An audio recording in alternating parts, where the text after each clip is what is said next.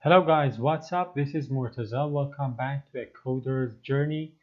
This is the second episode of this NgRx series in Angular. If you haven't already watched the introduction video, please make sure you do, because in that video I kind of told you about what NgRx is responsible for, and we kind of talked about the outline of this series.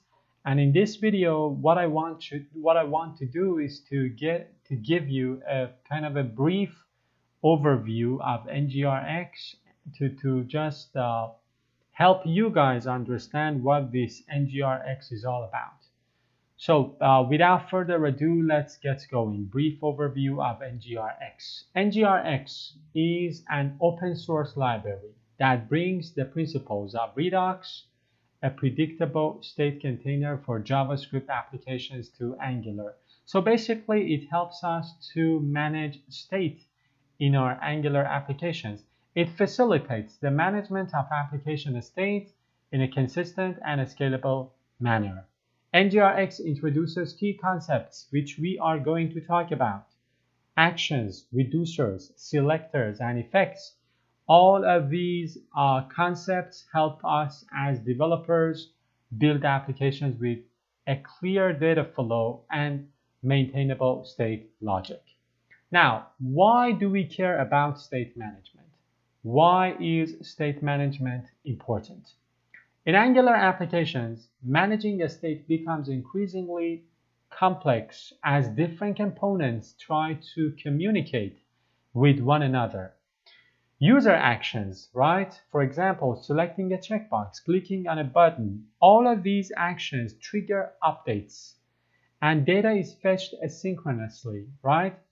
So this means that we need an efficient approach to state management for different reasons.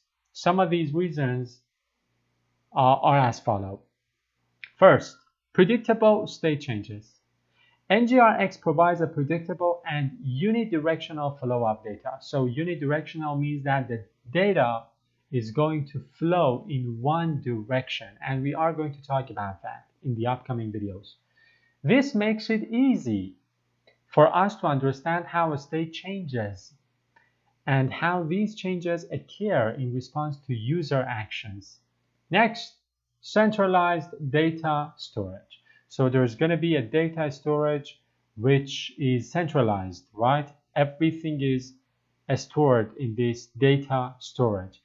The central storage in NgRx serves as a single source of truth for the entire application estate, simplifying data retrieval and modification.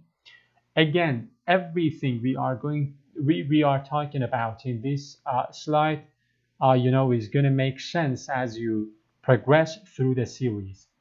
Facilitating large-scale applications. As Angular applications grow in size and complexity, proper state management becomes essential to avoid code entanglement and make the application maintainable.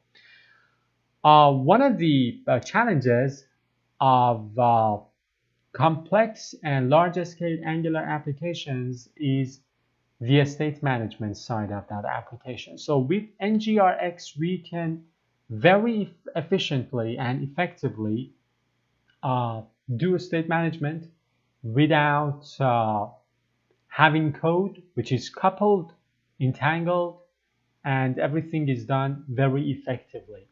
Time travel debugging. Actually, NgRx's adherence to Redux principles brings powerful features like time travel debugging, which allows programmers to step through state changes at different points of time. So with NgRx, debugging your applications in terms of state is going to be a breeze. Next, asynchronous operations. NgRx effects provide a structured way to handle asynchronous operations, such as HTTP requests, ensuring a consistent pattern for managing side effects. We all know that some operations are done asynchronously, right? So for example, HTTP request, you send a request to a server you do not wait for the response, right? You go and do something else, and when the response is ready, you will be notified about it. So with NgRx and the concept of effects, which we are going to cover in the upcoming videos, we will have a structured way to handle asynchronous operations such as working with HTTP requests, which makes which ensures a consistent pattern for managing side effects.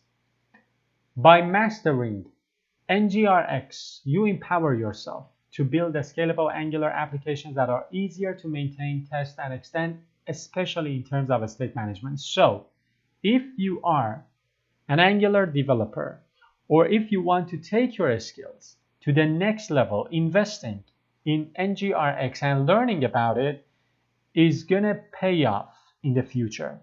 So I think for those who are coding in Angular, or are trying to add Angular development to their skill set, learning NgRx is a very valuable thing to do.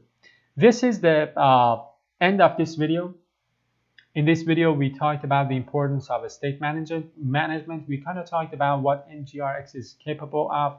And in the next video, we're going to start talking about the different concepts of NgRx. So stay tuned till the next video. Bye-bye.